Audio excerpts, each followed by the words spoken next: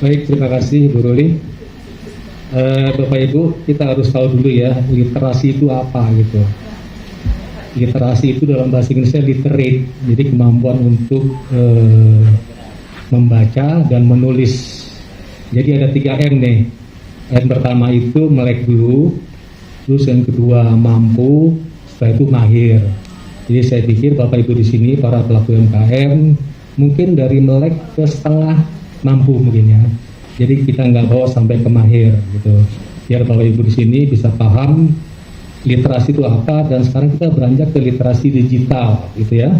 Jadi bagaimana kita bertransformasi dari yang tadinya bekerja dicatat pakai kertas gitu, akhirnya masuk ke aplikasi seperti Bapak Ibu punya di Instagram atau mungkin di Facebook fanpage, Google My Business dan seterusnya dan seterusnya. Ya tadi sudah dijelaskan oleh Bu Ruli. Nomor 1 ada mengenal transaksi cashless dengan di toko offline. Tapi toko fisik kita bisa gunakan tadi QRIS, terus ada juga EDC masih bisa digunakan gitu ya, ada aplikasi dompet digital. Dan kedua ada pencatatan keuangan bisnis melalui aplikasi. Jadi banyak sekali ya Bapak Ibu ya.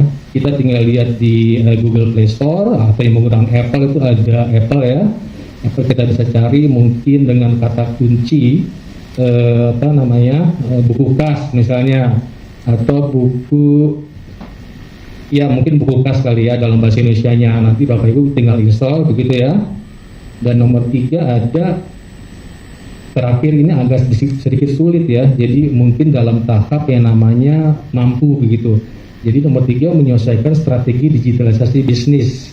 Jadi Bapak Ibu bukan hanya berproduksi aja terus mungkin jualan langsung, kita harus bisa berstrategi ke depan gitu ya.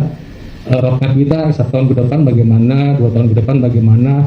Nah di digital ini sama persis dengan di media offline. Jadi kita punya teori Bapak Ibu, ada namanya SLIP ya, SLIP gitu ya. Jadi panjangannya S itu storytelling, L-nya localization, I-nya innovation, P-nya personalization. Ini sama persis seperti sales funnel atau namanya saluran penjualan kita, yang dari bercerita dulu, terus kita mungkin dapat ceritanya begini, ada corong gitu ya, ada corong seperti corong terbalik gitu, piramid terbalik maksud saya. Dan paling atas namanya kita bercerita, ada 1000 calon pelanggan. Nah dari sana kita dorong ke bawah, mungkin cuma 100 yang berminat gitu ya. Semakin mengecil mungkin 10 yang bakal beli gitu ya, atau jadi pembeli. Dan semakin kecil lagi, 1 mungkin jadi pembeli yang berulang. Nah itu teknik sama dengan persis dengan di offline. Di online namanya SLIP, SLIP. Kita bisa berstorytelling di Instagram status, bisa di status WhatsApp, bisa di mungkin kita buat TikTok pakai video, bercerita, testimoni. Kita bercerita cara membuat misalnya nasi goreng bagaimana, tapi jangan sampai kita kasih tahu ini ya resep rahasia gitu ya, jangan sampai gitu. Jadi permukaannya aja, cukup cerita aja. Dan kedua localization seperti penggunaan Google My Business. Seperti Bapak Ibu cari misalnya, pasti Bapak Ibu pernah misalnya pergi kemana gitu ya, cari untuk pergi tempat yang pertama kali Ibu pergi gitu, misalnya di sini Hotel Balerum. Saya yakin Bapak Ibu cari Hotel Balerum di Google Maps ya. Nah dapat tuh. Nah bagaimana kalau Bapak Ibu buat setting Google My Business, dan ketika orang cari misalnya di sini kecamatan Matraman kali ya, mungkin yang cari misalnya di Kecamatan Pulau Gadung, itu kan dekat tuh, bersinggungan. Yang mungkin bisnis Ibu diketahui orang ya, karena jarak dekatnya gitu. Itu namanya localization. Jadi penting banget ya local business. Dari sisi setelah kita bercerita, kita buat targetin dulu deh. Targetin artinya dipersempit supaya targeted. Jadi semakin targeted, saya pikir itu semakin peluang untuk closingnya lebih gede gitu ya, dibanding kita menyasar seluruh Indonesia. Misalnya kita buat setting Google My Business sasarannya Indonesia, ya nggak bisa gitu, kita harus di Jakarta dulu gitu ya, atau Jakarta Timur. Caranya dengan menggunakan tadi yang disebutkan Bu Ruli, Google My Business. Dan I-nya innovation, kita harus berinovasi. Jadi nggak melulu kita harus ceritanya kita buat inovasi seperti di Instagram, ada Instagram Reels gitu ya.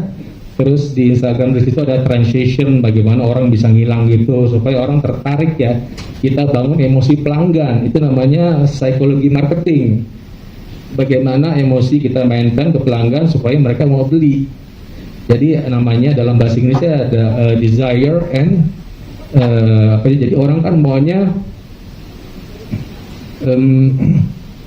desire and anxiety gitu ya. Bagaimana orang mencapai impiannya tapi mereka nggak mau ketakutan ya. Jadi takutnya diminimalkan, impian ke depannya gedein gitu ya. Kita main psikologi marketing ke pelanggan, caranya dengan berinovasi. Dan terakhir personalization melalui WA. Kita harus sapa tiap hari melalui WA. Kita menggunakan WA bisnis, ada katalog-katalog gitu ya. Kita sapa mereka, kita gunakan emoticon misalnya yang sopan gitu ya. Terus sapa selamat pagi gitu ya. Kalau mereka beli, terima kasih. Jangan sampai kita nggak sapa mereka dan akhirnya personalization kita nggak bagus. Nah ini salah satu teknik kalau kita mau closing melalui media digital. Oke, baik. Saya pikir sekian. Saya recap lagi dari awal. Pastinya literasi digital ini dari kata literasi sendiri kita ada 3M ya Bapak Ibu ya. Ada melek dulu gitu ya. Jadi kita nggak memaksa ibu langsung mahir gitu ya, melek dulu, setelah melek mampu, yang kedua, ketiga baru mahir gitu ya. Terus pastinya transaksi ada tiga poin di sini. Kita bisa gunakan transaksi cashless di toko offline kita. Kita bisa paksa diri kita seperti kasus misalnya di ini tol kan dipaksa pakai kartu kan. Dulu nggak pakai cash. Saya pernah nggak pakai nggak ada duit pas, akhirnya saya mundur gitu ya, atau saya minjem di belakang, utang gitu ya. Ini mungkin bisa dipaksa ya, dipaksa tentunya dari top ke down gitu ya, peran-peran dari pemerintah gitu ya, pemerintahan daerah bagaimana memaksa para pelaku UMKM supaya bisa menggunakan transaksi cashless gitu ya. Karena ini dengan kita bertransaksi cashless, transaksi menjadi cepat gitu ya. Semakin cepat transaksi artinya semakin banyak pelanggan dong ya. Kalau misalnya transaksinya lama gitu ya, pelanggannya pasti semakin sedikit. Nah yang kedua tadi pencatatan, kita bisa menggunakan aplikasi melalui Google Play Store atau juga melalui web gitu ya. Tinggal ketik aja buku kas, Bapak Ibu bisa gunakan. Tentunya ketika kita gunakan aplikasi ini ada kemudahan di sana. Kita bisa tidak terjadi data yang redundant gitu ya, data yang double dibanding kita menulis pakai buku atau Excel gitu. Terus juga menghindari dari masalah hilangnya kertas gitu ya. Dengan online itu artinya ada medianya dan ada penyimpan storage-nya di cloud gitu ya. Jadi kita bisa tarik lagi dibanding kita pakai kertas, kalau hilang dibuang gitu. Akhirnya apa? Transaksi kita yang terlalu nggak ketahuan, ya mungkin orang utang kita nggak tahu gitu kan, gara-gara kita pakai kertas. Makanya kita perlu paksa di nomor 2 dan nomor 3 terakhir strategi menggunakan SLIP.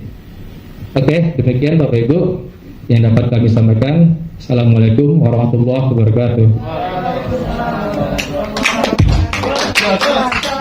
Jos.